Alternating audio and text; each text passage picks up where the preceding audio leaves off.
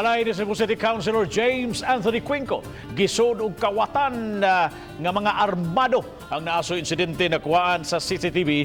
Di nakita ang dangawa pa matino nga armas ang suspect. Nahitabo kini alauna kagayang kadlaw na samtang nahinanok ang konsihal. Nakasud yun sa kwarto ang kawatan o nikuha nini sa mga karsunes o naisod nga pitaka. May nalang wa siya mahigmata tungod kay na miligro ang iyang kinabuhi nini sa kamot sa suspect kinsa nakasud sa iyang lawak. May gani wa ko kamata.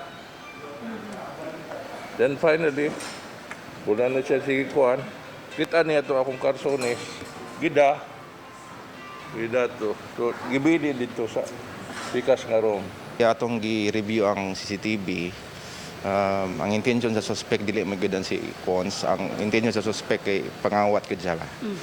So ang ato karon nga ma-identify na to ang suspect.